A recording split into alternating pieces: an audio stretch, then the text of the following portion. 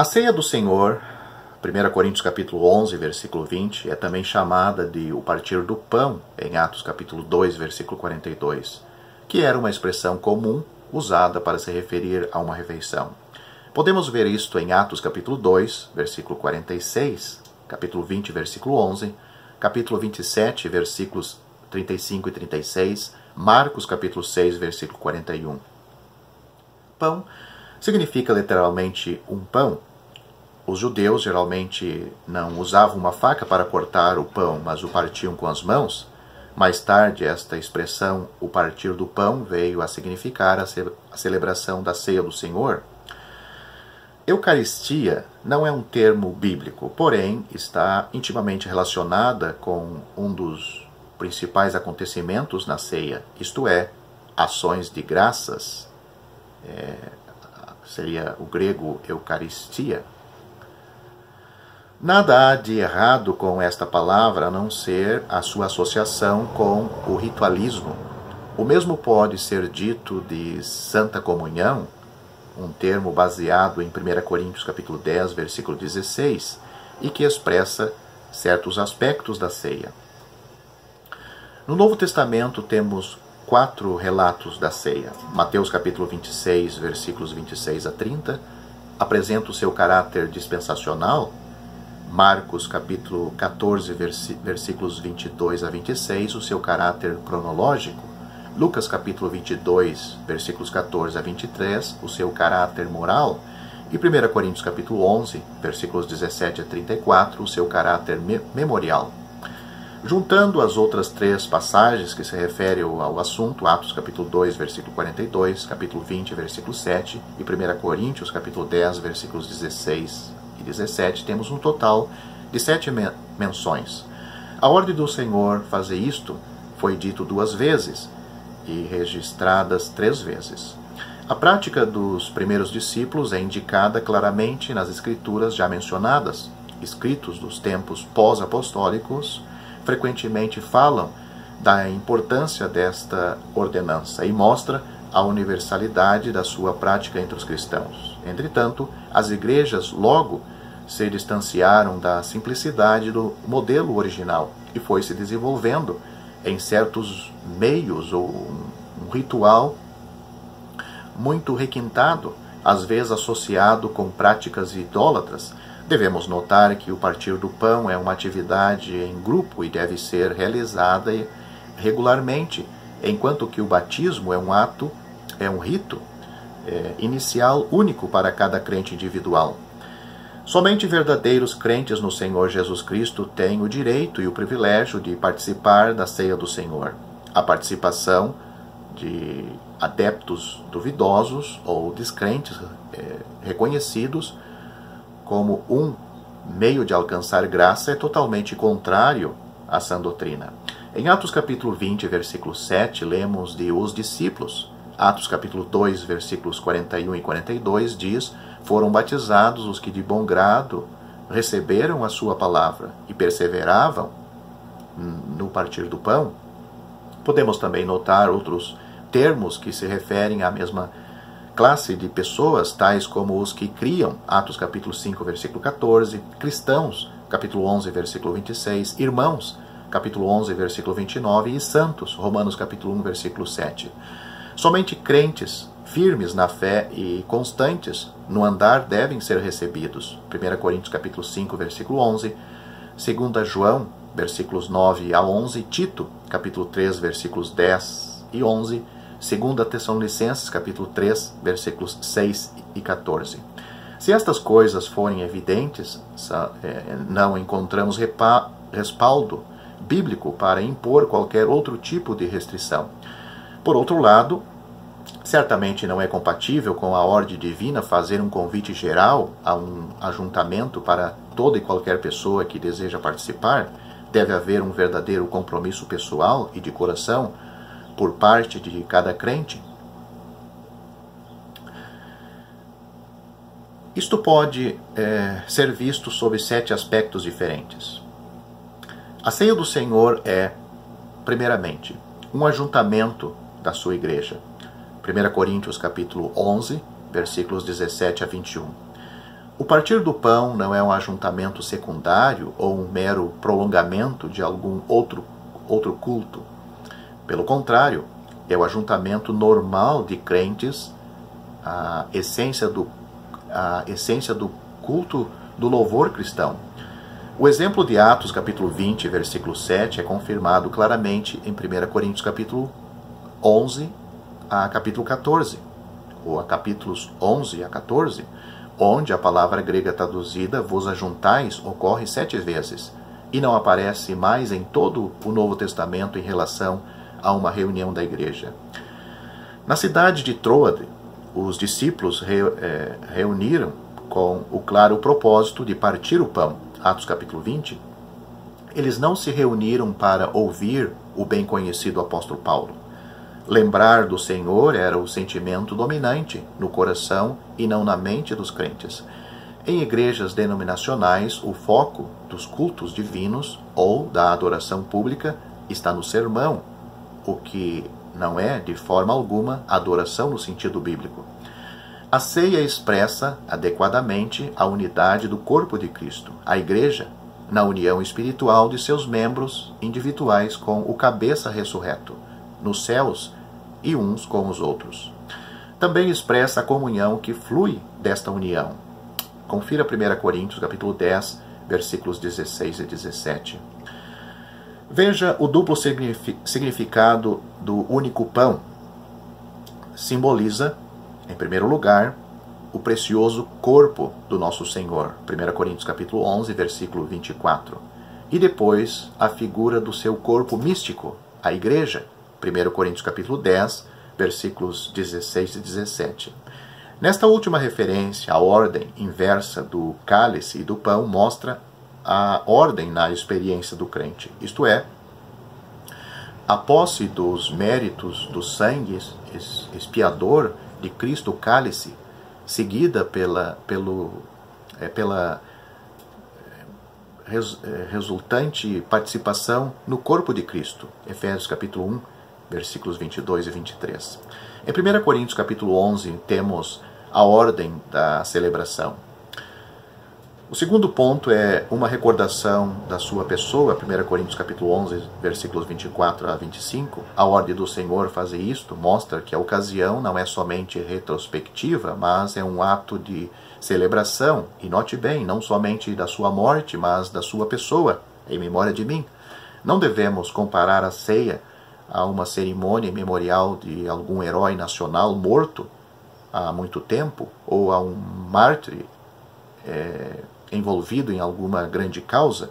O salvo se reúne no primeiro dia da semana, o dia da ressurreição do Senhor, não no dia da sua morte.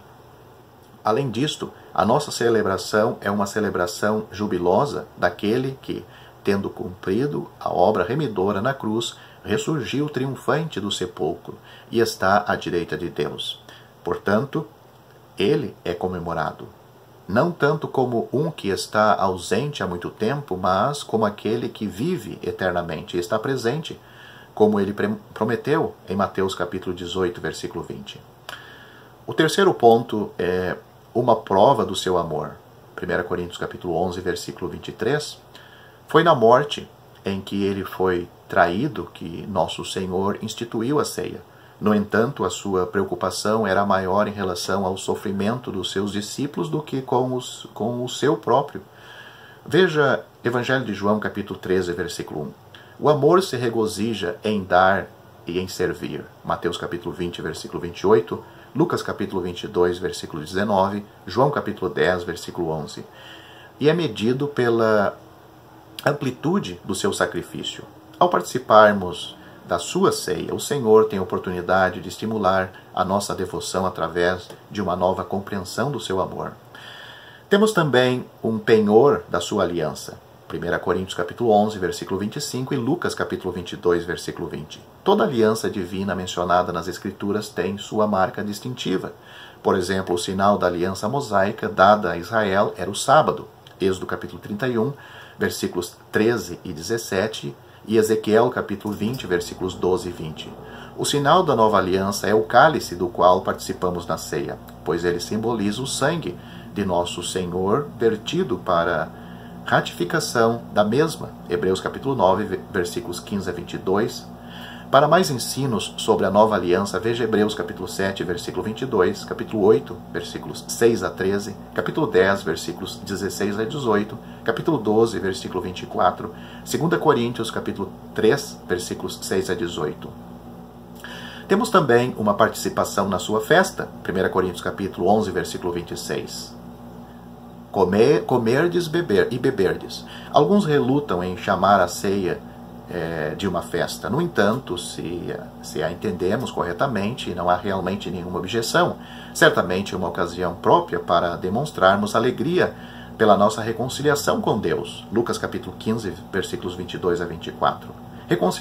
Reconciliação esta que somente nos foi possível pela morte do Filho de Deus. Romanos capítulo 5, versículo 10 e 11. Podemos compará-la com o significado do sacrifício pacífico em Levítico capítulos 3 e 7, onde o ofertante e a sua família e amigos comiam a sua porção do sacrifício, designada por Deus como uma compensação alegre de reconciliação com Deus.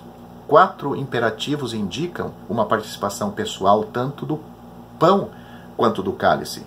Tomai, comei, bebei, fazei. A ceia simboliza também um conceito mais amplo. A mesa do Senhor, 1 Coríntios capítulo 10, versículo 21, estes não são termos permutáveis, embora muitas vezes os tratemos desta forma.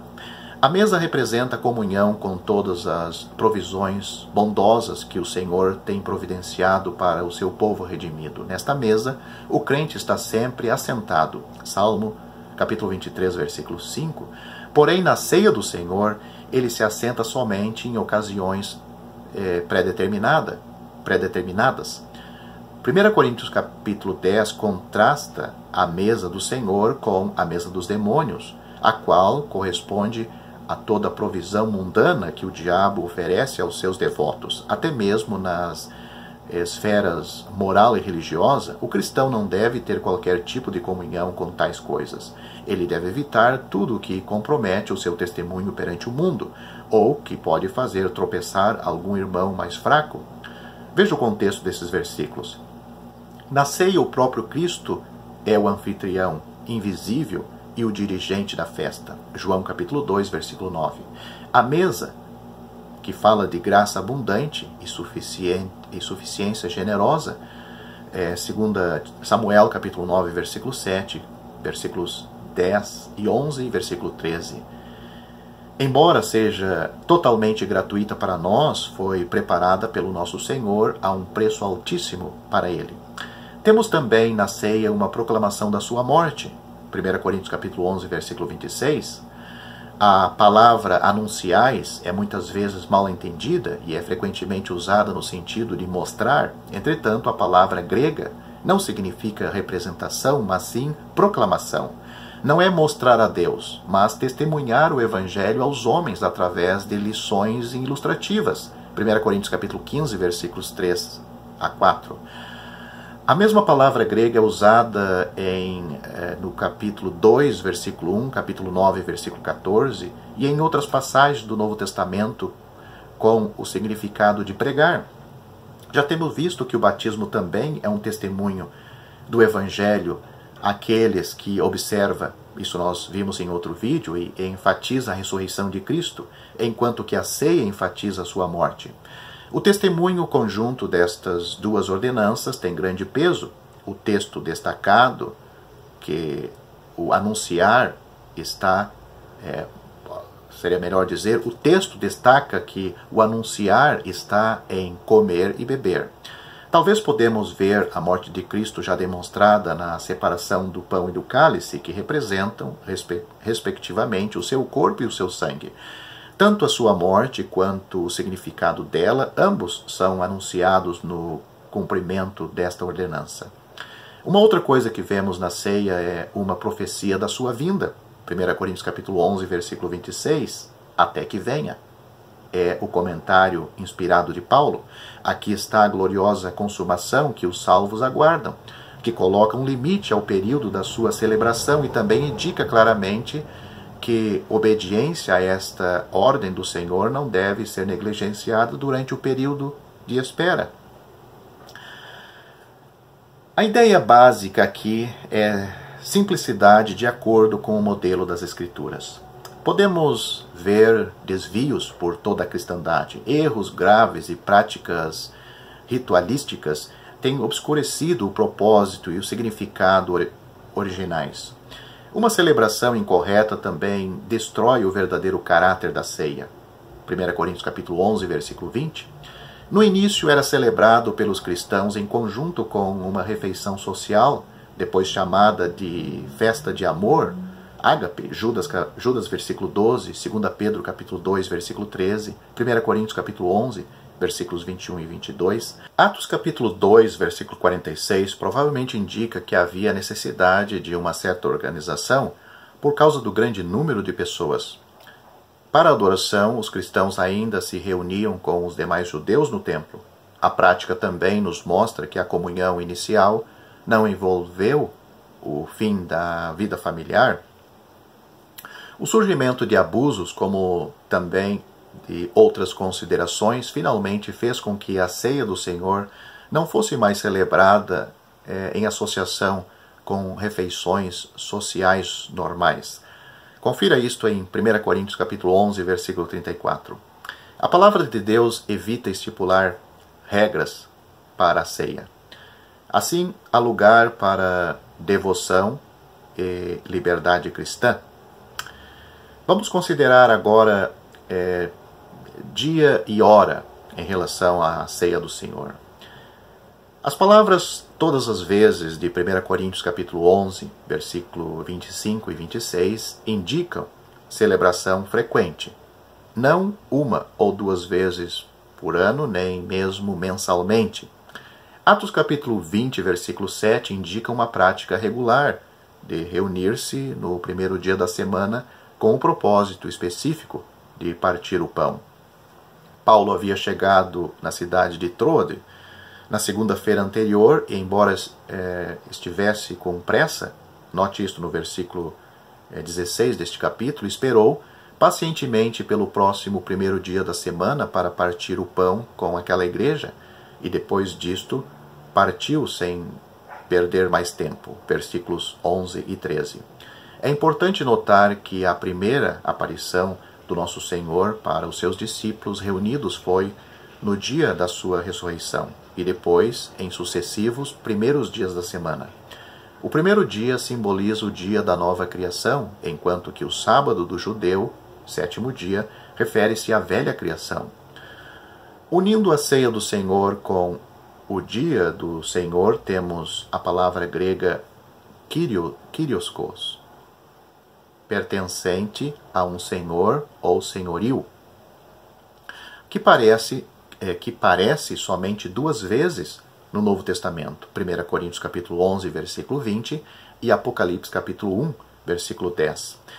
Encontramos mais evidência quanto ao caráter especial do primeiro dia da semana em 1 Coríntios capítulo 16, versículos 1 e 2. A palavra ceia não determina a hora do dia. A palavra grega assim traduzida é um termo mais genérico, algumas vezes indicando no Novo Testamento uma refeição social para celebrar algum acontecimento importante específico. É apropriado que a festa de recordação ocupe o primeiro lugar na adoração cristã coletiva. Vamos considerar também os emblemas. Devemos evitar discussões sobre a composição dos emblemas usados.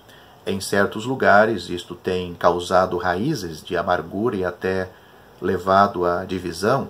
Que triste isto deve ser para o Espírito do Senhor. Foi durante a Páscoa dos judeus que Cristo instituiu a ceia. Porém, nunca devemos confundir uma com a outra. Ele tomou um pão e um cálice de vinho, elementos simples que estavam à mão. No Novo Testamento, a ênfase nunca é em pão e vinho, mas sempre em um pão e um cálice, como sendo símbolos apropriados da morte vicária de Cristo. Hoje nós já providenciamos estes emblemas antes de nos reunirmos, não encontramos nas Escrituras lições quanto à composição do pão ou ao conteúdo do cálice, embora podemos encontrar algumas sugestões interessantes e úteis. A sabedoria disto é mais facilmente apreciada em lugares onde o pão de trigo ou o vinho da uva não são sempre encontrados. A prática moderna em alguns lugares de se usar pedaços de pão e cálices individuais destrói o verdadeiro significado da ceia como uma comunhão do corpo único de Cristo. Consideremos também a distribuição. Na passagem onde é instituída a ordem de um ajuntamento cristão, 1 Coríntios capítulo 11 a capítulo 14, é importante notar que um presidente, quer seja um ancião ou qualquer outro tipo de oficial, não é nem sequer visto. Afirmar ser necessário ter autoridade especial para distribuir os emblemas muda completamente o caráter da ceia e é claramente contrário à palavra de Deus. Nem mesmo os apóstolos tinham algum status especial em relação a isto. Eles simplesmente tomavam os seus lugares com os demais cristãos. Atos capítulo 20, versículo 11, não é uma exceção, pois refere-se a uma refeição comum. Repare que os verbos estão todos no singular e descrevem atos individuais do apóstolo. Parece que Lucas e alguns outros já haviam partido para embarcar no navio. Note em Atos capítulo 20, versículo 13. O clericialismo de hoje está fortemente enraizado na prática antibíblica que permite somente aos chamados ministros ou outras pessoas nomeadas exercer esta função. Isto é um erro? Notamos também a ordem na ceia do Senhor. Nos capítulos já mencionados, Paulo trata de problemas existentes nas reuniões da igreja em Corinto e dá ordens divinas quanto à celebração da ceia do Senhor e ao uso dos dons espirituais. Podemos ver que se refere a um ajuntamento segundo o modelo de Atos capítulo 20, versículo 7, pelo uso de palavras características como ajuntais, que aparece 7 vezes aqui no grego. E não aparece em nenhum outro lugar do Novo Testamento, referindo-se à igreja. Dar graças. Veja, seria a palavra que nós já vimos, Eucaristia. 1 Coríntios capítulo 14, versículos 16 e 17 e capítulo 11, versículo 24. Toda a igreja, note o capítulo 14, versículo 23. O Espírito Santo não é mencionado mais em 1 Coríntios depois do capítulo 12, versículo 13. Ele sai de cena, por assim dizer, dando lugar ao Senhor Jesus, que é reconhecido como estando no centro, como cabeça da sua igreja e anfitrião da sua ceia. Comparar com João, Evangelho de João, capítulo 16, versículo 14.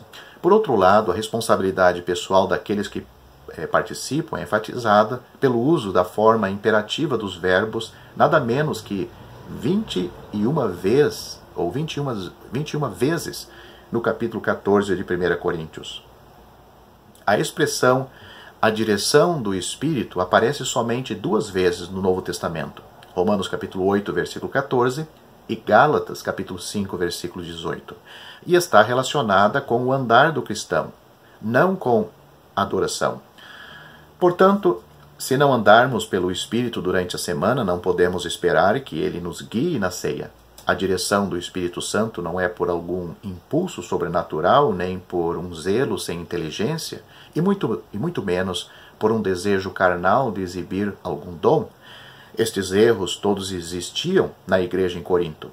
Além disto, participar audivelmente não deve ser motivado meramente por emoções, mas por entendimento espiritual e discernimento espiritual de pessoas espirituais. 1 Coríntios capítulo 14, versículos 14 e 15 e versículos 19 a 20. Embora as instruções quanto à ordem 1 Coríntios capítulo 14, pareçam, a princípio, estar relacionadas com línguas e profecias, dons que já cessaram. Capítulo 13, versículo 18, confere isto, que já cessaram. Existem 7 princípios básicos que podemos observar.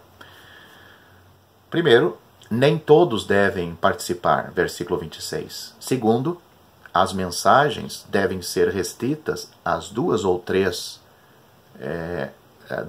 pessoas e devem ser apresentadas uma de cada vez, versículos 27 e 31. Terceiro, deve-se falar de maneira que todos ouçam e entendam, versículos 6 a 11. Quarto, deve-se ter considerações com outros irmãos presentes que possuam dons, versículos 30 e 31. Quinto, o dom deve estar sob controle, versículos 32 e 33. O proveito ou não daquilo que se fala deve ser julgado pelos outros, não pelo próprio locutor, versículo 29. Sexto, o alvo constante de quem fala deve ser a edificação dos santos, um ministério edificante e não destrutivo, versículos 12 e 26. Sempre lembrando que 5 palavras a seu tempo podem incentivar o espírito de adoração, versículo 19. Enquanto que falatórios vãos são totalmente impróprios, 1 Timóteo capítulo 1, versículos 3 a 7, Tito capítulo 1, versículo 9. E finalmente temos: tudo deve ser feito com decência e ser totalmente apropriado para a ocasião, versículo 40. Veja 2 Coríntios capítulo 3, versículo 17, e note que liberdade não significa permissão nem legalismo, pois ambos são manifestações de atividades carnais.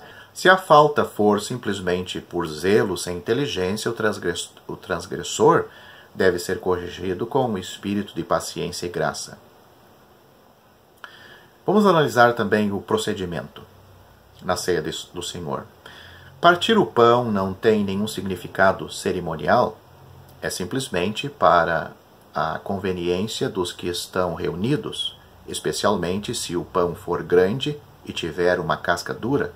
Senão, não há necessidade de parti-lo antes que passe de mão em mão. Todos partem o pão no sentido de participar. 1 Coríntios capítulo 10, versículos 16 e 17. O corpo do nosso Senhor não foi partido. João capítulo 19, versículo 36. 1 Coríntios capítulo 11, versículo 24. Assim também com o despejar do vinho, onde existe esta prática, é claro, não há nenhum significado vinculado a este ato. Todo ritual ou uso de palavras especiais deve ser evitado. Insistência em detalhes sem importância somente geram contendas. 2 Timóteo capítulo 2, versículo 23 e Tito, versículo 3, versículo 9. Assim como na reunião de evangelização e em todos os outros ajuntamentos da igreja, não há nada de secreto na celebração da ceia, em contraste com a prática dos maçons e outras instituições que têm suas origens nos antigos cultos misteriosos do paganismo. É interessante notar um detalhe adicional: havia muitas luzes em Atos capítulo 20, versículo 8, onde foi realizado a ceia. Compare também com 1 Coríntios capítulo 14, versículos 23 a 25. Vamos também pensar sobre a preparação da ceia. 1 Coríntios capítulo 11, versículos 27 a 32 é uma passagem de suma importância. Os excessos cometidos em Corinto podem não ocorrer hoje, mas um comportamento irreverente e formalidades desnecessárias são muito comuns. Devemos distinguir entre a participação de pessoas indignas e participação de forma indigna, que é o que temos em mente aqui. Uma comunhão dividida, um espírito de discórdia, pensamentos desatentos, movimentação desnecessária e que tira a atenção, são todos indignos da presença do Senhor. Uma consciência poluída também impede a lembrança e a adoração. Portanto, há necessidade de um prévio autoexame para que o pecado reconhecido seja julgado, confessado e purificado. 1 João capítulo 1, versículo 9, senão o castigo do Senhor pode ser aplicado. A condenação mencionada no versículo 29 de 1 Coríntios capítulo 11 é temporal e não eterna. O versículo anterior remove toda e qualquer desculpa por se ausentar. Saber da falta de outrem não altera a ordem dada fazer isto. Se alguém está pessoalmente envolvido nisto, a orientação dada em Tiago capítulo 5, versículo 16 e Mateus capítulo 18, versículo 15, e também o princípio de Mateus capítulo 5, versículos 23 e 24 deve ser seguidos. Nosso Senhor preparou os seus discípulos para a ceia, no cenáculo, lavando os seus pés, um ato de profundo valor simbólico, como o contexto mostra, João capítulo 13, versículos 1 a 10. Vamos analisar agora algumas superstições ou superstição sobre a ceia. Já temos considerado o triste fato de que muitas doutrinas e práticas erradas têm destruído a simplicidade inicial da ceia do Senhor. Vamos mencionar duas. Transubstanciação.